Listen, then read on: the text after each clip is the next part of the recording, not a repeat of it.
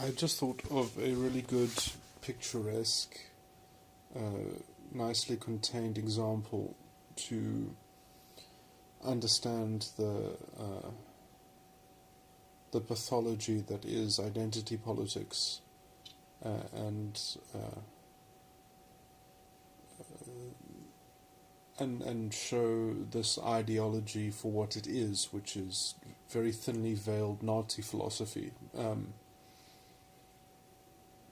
So, if you just have a prime example, like you can call it body positivity or the fat acceptance movement or some such thing. So how do you get fat acceptance? Okay, so this is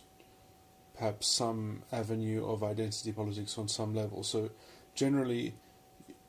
you have, well, the problem is that people who are fat are upset, and you can almost just imagine in your head, you can picture like someone feeling embarrassed or ashamed or something like that, and crying about the lack of acceptance or the lack of ease which other people have, or something like that. And so the kind of the identity politics framing of this, which is that, well, this person is not being catered to by the system, by the greater structure. It's not fair. It doesn't have an equality of outcome between this case of identity and some other case of identity. So the identity politics solution essentially is to get that picture of someone crying and to say, well, the only way to equal things is to have a skinny person crying because they're skinny in the same way that you have a fat person crying at the moment because they are fat. And so if you can find a way to introduce a kind of counterbalancing shame that skinny people have for having their skinny privilege or whatever, or their regular sized privilege, if you can make people have damage which they are collectively accountable for experiencing, so that there is a symmetry and an outcome which then brings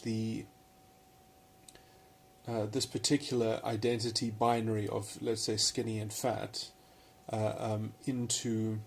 parity or into equity with each other. And the problem with this is that the only way to engineer equity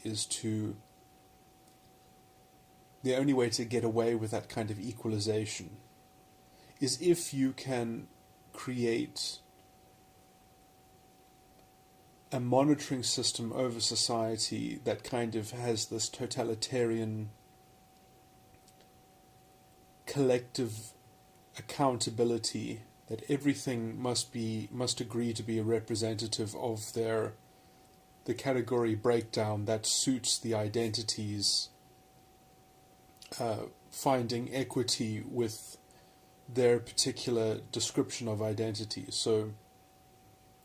this doesn't work unless fat people can say, well, I identify as fat, and I can see other people and I identify them as being non-fat. So like they get to impose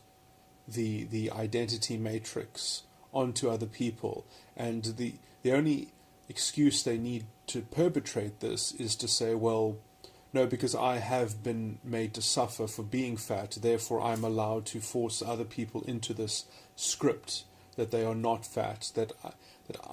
so there's this identity binary. The whole of identity politics exists only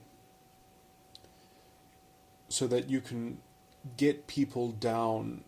so that people can force the world to fit into their identity relativism. And so eventually you can say, well, the reason why my identity experiences X, Y, and Z, why it might experience anything, is because of the difference in treatment between people outside this identity category, So it's always at the responsibility of the general system for everyone to either be